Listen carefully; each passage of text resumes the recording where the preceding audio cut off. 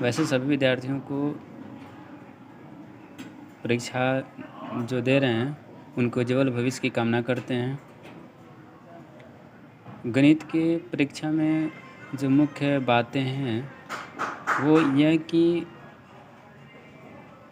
जो objective solve करेंगे उनके ऑप्शंस को देख करके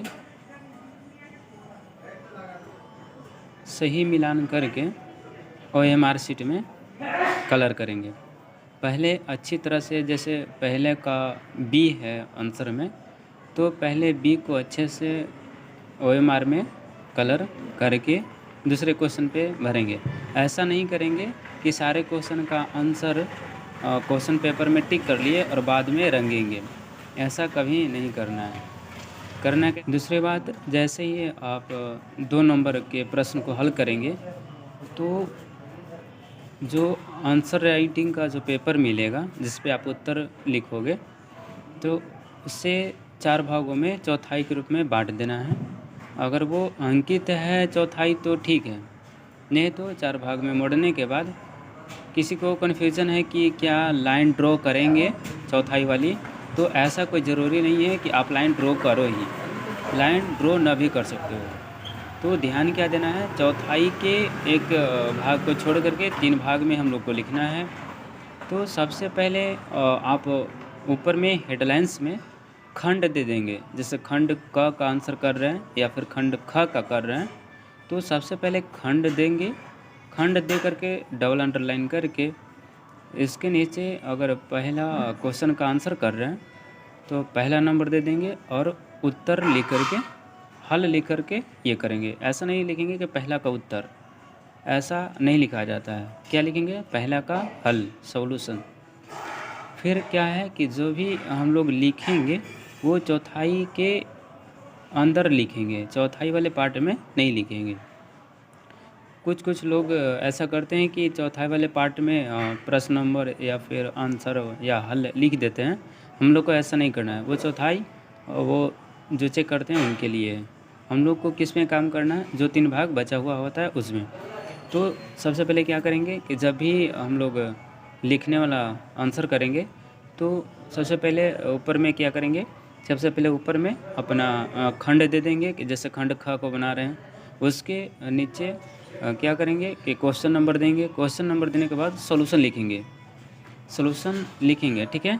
और सॉल्यूशन लिखने के क्रम में चाहे वो क्वेश्चन 2 नंबर का हो या फिर 5 नंबर का, सबसे पहले जो डाटा दिया है उस डाटा को लिखोगे और जो ज्ञात करना है उसके आगे क्वेश्चन मार्क लगा देना है, ठीक है। क्या करेंगे, क्वेश्चन नंबर देने के बाद सॉल्यूशन के बाद जो भी प्रश्न में डाटा दिया हुआ है उस डाटा को आप शो करोगे।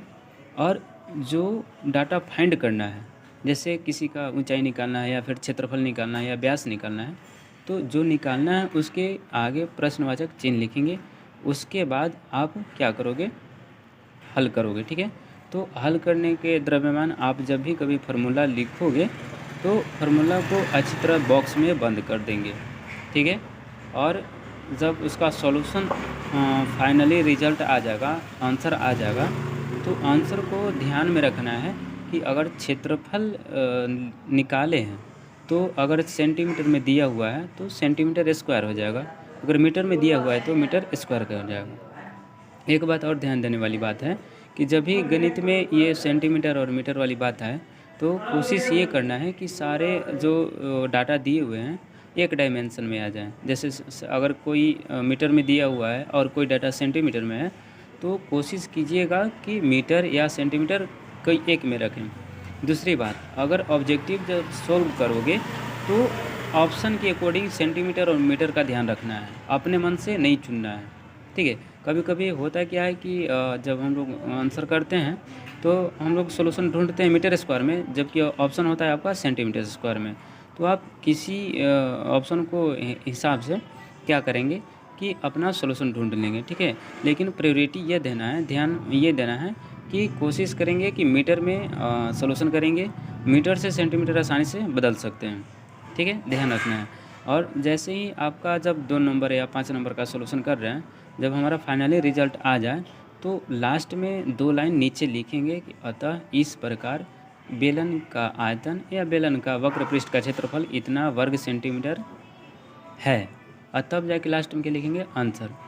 और एक चीज़ और ध्यान देंगे कि जब कभी हम लोग किसी पॉइंट को उठा करके लाते हैं, ठीक है, या फिर कोई फंडा इस्तेमाल करते हैं, तो हम राइट साइड में लिखेंगे, ठीक है, कि हमने ये डाटा यहाँ से लिया है, ठीक है।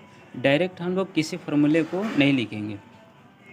हम जब कुछ भी आंसर पेपर में करेंगे वो हम राइट साइड में लिखे हुए जो आंसर बीच में लिखेंगे, तो दाहिने साइड में बॉक्स में या उसके नीचे बॉक्स में भर करके, ठीक है, उसको छोटी कोष्ठक से बंद कर दीजिएगा। ये रही बात। और जो निर्देशांक ज्यामिति का जब प्रश्न हल करेंगे तो कुछ लोग पेंसिल और पेन में कन्फ्यूज हो जाते हैं, तो आप किसी एक का इस्तेमाल कर सकते हो। बार बार पेंसिल बार बार पेन बदलने की ज़रूरत नहीं है, आप पेन का भी इस्तेमाल कर सकते हो ड्राइंग करने में, ठीक है। ध्यान ये रखना है कि पेन से जब आप करोगे तो मिटाने का मौका नहीं मिलेगा, पेंसिल से करोगे तो मिटाने का मौका मिलेगा, ठीक है। और इसमें देखिए गणित में ज़्यादा लिखने की बात नहीं होती है, आप जो क्वेश्चन में डाटा दिया है वो डाटा को शो कर दो, और जैसे क्वेश्चन का रहा है वैसे आप उस फार्मूला को लिखो और फार्मूला में मान पुट करके, ठीक है, और जब लास्ट में रिजल्ट आ जाए तो नीचे में 2 हिंदी वाक्य लिख देना है कि अगर बेलन के आयतन पूछे तो लिख देना कि अतः इस प्रकार बेलन का आयतन इतना हुआ, या फिर वक्र पृष्ठ का क्षेत्रफल पूछे तो लास्ट में क्या लिख देना है कि अतः इस प्रकार बेलन के वक्र पृष्ठ का क्षेत्रफल इतना हुआ, ठीक है।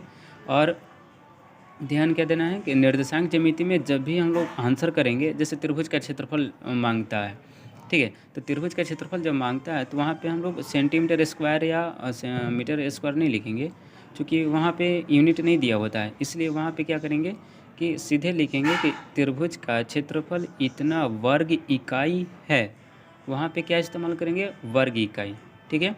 और जो को भी फार्मूला लिखेंगे उसे बॉक्स में ज़रूर बंद कर दें, ठीक है। और एक चीज़ और है कि जब जैसे ही आप प्रश्न को हल करोगे तो सबसे पहले क्या करना है, डाटा लिखना है। डाटा लिखने के बाद ना कोशिश कीजिएगा कि उसका फिगर बना दें, चित्र बना दें। इससे क्या होता है कि आपके आधे मार्क्स पा जाते हैं, ठीक है। जो क्वेश्चन में डाटा दिया हुआ है वो डाटा को लिख दो, और जो उसका फिगर बन सके कोशिश करना कि फिगर बनना ले, तो उससे आपको आधा मार्क्स मिल जाएंगे। तो इन सारी बातों को ध्यान दे करके गणित में हल करेंगे, ठीक है। बाकी सब अच्छे से करना, ठीक है। Thank you.